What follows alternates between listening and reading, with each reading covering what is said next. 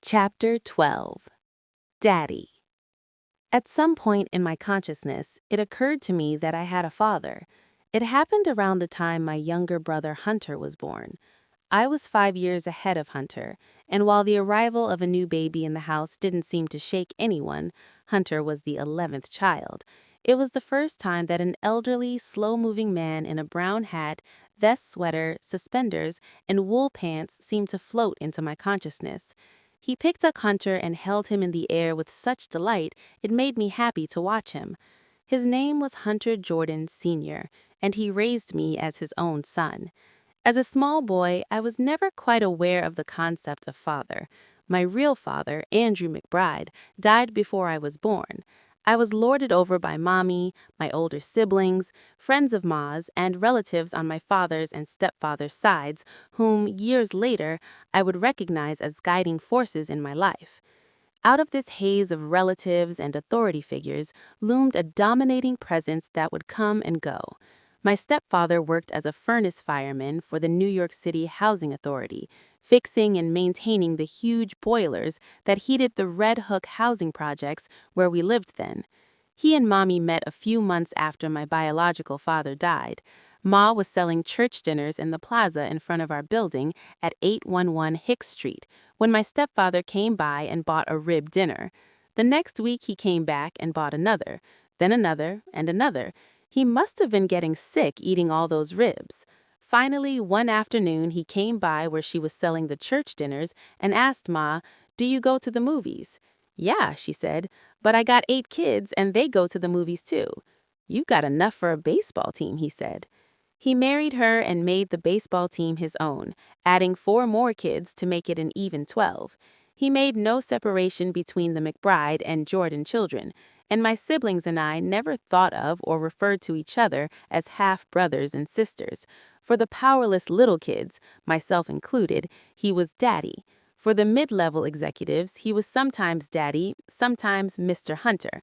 To the powerful elder statesmen who remembered their biological father well, he was always Mr. Hunter. The older ones liked to make fun of Mr. Hunter, the slow way he moved, the southern accent, "Hurf, hurf," they'd say when he was out of earshot, but they loved and appreciated him. When I was about 6 or 7, he came to our apartment in the projects, piled us into his car, and drove us out to St. Albans, Queens, parking in front of a large pink stucco 4-bedroom house and disappearing inside while we played on the big front lawn, tearing out the grass and rolling around in the leaves. It was fall, and leaves were everywhere. After a while, he came outside and sat on the stoop and watched us play. We tore the grass to shreds, crushed the neatly manicured bushes, stomped the flowers, and cracked one of the house's windows with a rock. After ravaging the lawn for about an hour, one of us had the presence of mind to ask him, "Whose house is this?" He laughed. I never saw him laugh so hard. He had just spent his life savings to buy the place. He was a gruff man with a good sense of humor, quiet and stuck in his ways. He liked neatness, which meant our St. Albans house was out of bounds for him. However much he loved us, he couldn't live with the madness in our Queens home, preferring to keep his old digs at 478 Carlton Avenue in Fort Greene, Brooklyn. He came home only on weekends, striding into the living room with bags of groceries, Entenmann's cakes, a pocket full of dough, and a real live automobile parked outside, in which he often piled in as many of us as would fit to take us back to his brownstone for the weekend. We loved staying in his house in Brooklyn. It was old and dark and filled with antique furniture, cookies, and Nat King Cole records. His father was a black man, a railroad brakeman, and his mother a Native American, so he had a lot of Indian in his face, brown skin, slanted brown eyes, high cheekbones, and a weather-beaten outdoor look about him, a very handsome dude. He was educated in a one-room schoolhouse and raised on a farm in Henrico County, Virginia, and his family, the Jordans, were easy-going folks. Beneath their cool exterior, however, was a rugged breed of black man you did not want to cross. Tough, grizzled men whose strong brown hands gripped hammers tightly and whose eyes met you dead on. Those hands could fix anything that cranked, moved, pumped heat, moved water, or had valves, vacuums, or wires. He fled Virginia around 1927 or so, with Jim Crow hot on his tail, so to speak. A white sheriff had locked him up for peeking under the tent of a traveling circus without paying, and the sheriff went to lunch and inadvertently left the cell door open. Daddy eased out of the jailhouse and caught the first thing smoking. He never returned to Virginia for good until he died. He met up with his brother Walter in Chicago, where he was fleeced and pickpocketed from the time he hit town till the time he left. He worked in slaughterhouses there, moved up to Detroit where he shined shoes with his brother in a barber shop near the Ford plant. He shined one of Henry Ford's shoes while Walter shined the other. And on to Brooklyn, New York in the roaring 20s, where the brothers made a living selling illegal booze for a while. He was out of his apartment one day when one of his liquor-making stills broke and spilled so much liquor on the floor that it leaked downstairs into the apartment below. The guy living downstairs held his glass under his light fixture and got dead drunk wandering into the street while my stepfather tried to reel him in. But the cat was out of the bag, and not long after that, he was raided. He jumped out his back window holding 2 5-gallon jugs of hooch right into the arms of waiting federal agents. He did time for that, something neither he nor Mommy ever told us about, though I always wondered how a guy who seemed so unsophisticated could be so clever at checkers. I never could beat him. Altogether, there were 4 brothers, he, Henry, Walter, and Garland, and they epitomized old-time cool, suave, handsome black men who worked hard, drank hard, dressed well, liked fine women, and knew money. Daddy's favorite was Walter, the most fun-loving and gregarious of his brothers. He'd often take us to Walter's house in Fort Greene, just blocks from his own, where my siblings and I would play with our cousin, Little Mommy, as Uncle Walter, Daddy, and their other brothers partied, drinking and listening to Nat King Cole, Gene Krupa, and Charlie Parker records. Mommy would never drink at these occasions. She did not like us to socialize too much with the partying side of Daddy's family. She never drank or smoked. In fact, drinking was number 1 on her don't list, and if my stepfather drank too much, she'd scream at him on the way home. He'd drive 20 miles an hour all the way to Queens from Brooklyn, nosing his big sedan through traffic until he found a city bus, which he would get behind and follow all the way home. "You can never get a speeding ticket if you follow one of them," he declared. Car after car of angry motorists would fly by us, yelling, "Get off the damn road!" He'd ignore them. We'd be in the back seat, shrinking low, laughing, hoping none of our friends would happen to see us. Every summer, he would take a bunch of us down south to Richmond to his cousin Clemmy's house, where we ate watermelon from Clemmy's yard, rode her pony, and watched our other down south relatives do wild tricks, like taking their teeth out. We had a cousin who would sit on the couch, drink a beer, and take her teeth out, making them go chomp, chomp, and causing us to run from the room. Uncle Henry was a real character.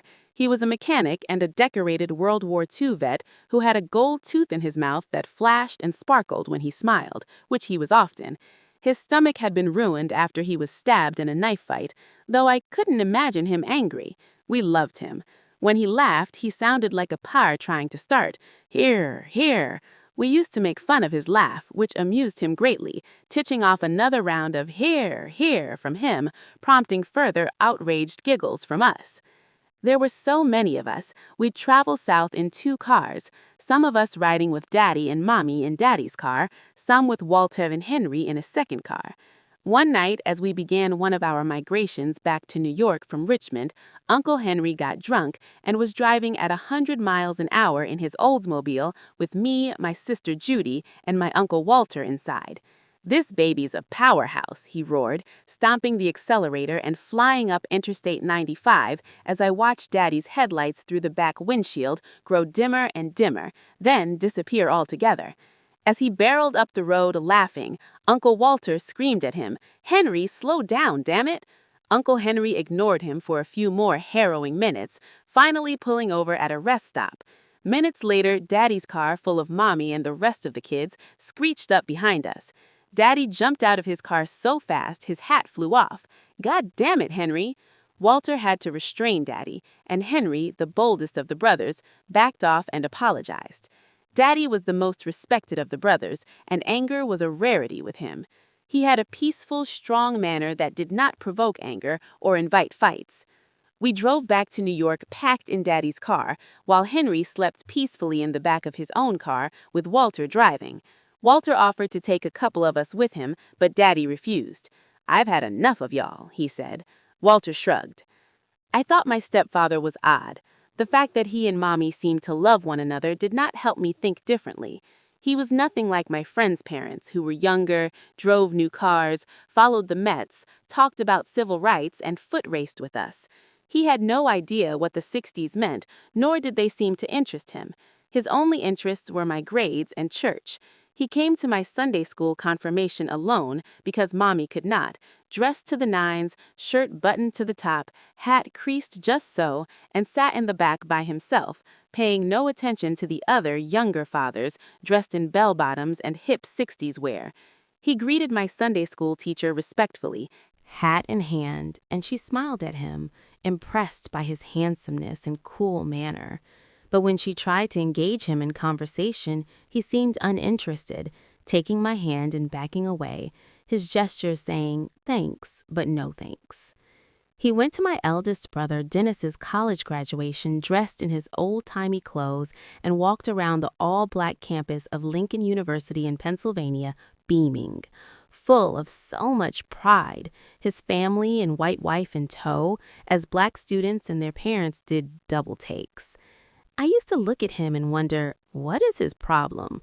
Doesn't he know how goofy he looks? But it never seemed to bother him in the least. Race was something he never talked about. To him, it was a detail that you stepped over, like a crack in the sidewalk. He was a person who never seemed to worry. "Everything's going to be all right," he'd say. That was his motto. Then, in 1969, he got a letter from the city of New York telling him to move out of his house in Brooklyn. They were planning to build a low-income housing high-rise there. He was stunned. He had renovated that old brownstone from a shell. It was his refuge, his joy, his hobby. They gave him $13,000, and he was gone. 20 years later, when I moved back to Fort Greene, now immortalized by Spike Lee's movies, with gentrification pushing poor blacks out and brownstones selling for $350,000, I'd walk by 478 Carlton Avenue and look at the empty lot there. Nothing. A total waste. When they tore down his house, it was like they ripped out half his arteries. He came to Queens and lived with us, converting a piece of the basement into his old-time headquarters. He squeezed in his antique furniture, his wind-up record player, and a small refrigerator in which he stored his jars of pig feet and cans of Rhine-rolled beer. But his heart was back in Brooklyn. He'd retired by then, he was 72, but he did odd jobs and worked on heating systems with his brother Walter. One night, about 3 years after he moved in with us, he was staggering around the kitchen, cursing and saying his head hurt, and before I knew it, an ambulance pulled up and they were loading him in. "What's wrong with him?" I asked Ma. She said nothing, her eyes red-rimmed, denoting deep alarm, as she climbed into the ambulance with his sweater grasped tightly in her fist. He'd had a stroke. I was 14 and didn't know what a stroke was. I thought it was something you got from the sun.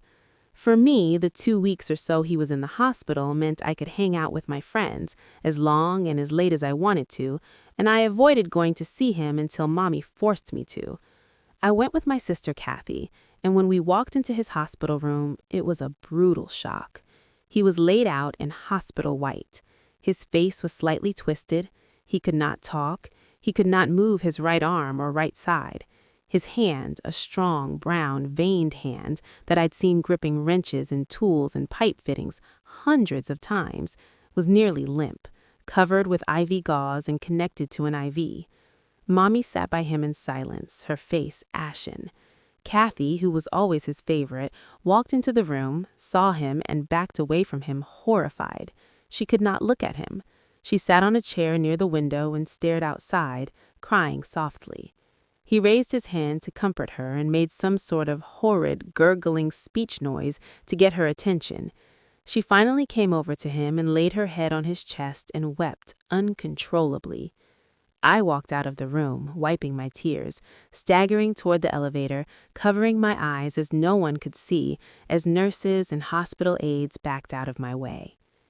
He came home from the hospital about a week later and seemed to get better.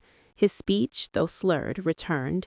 He sat in his old-time headquarters, recuperating, while we crept around the house, and Mommy walked about silently, eyes still red-rimmed, on edge.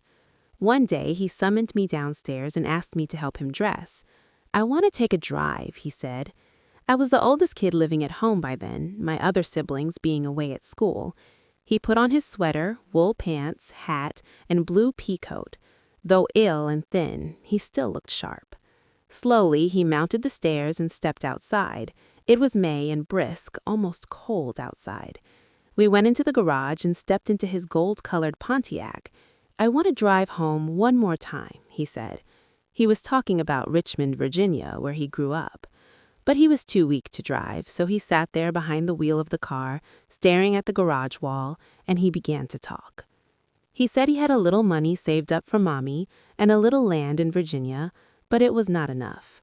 He said that since I was the oldest living at home, I had to watch out for Mommy and my little brothers and sisters because y'all are special, he said, and just so special to me. It was the only time he ever referred to race in any way, however vaguely. But it didn't matter, because right then and there I knew he was going to die, and I had to blink back my tears.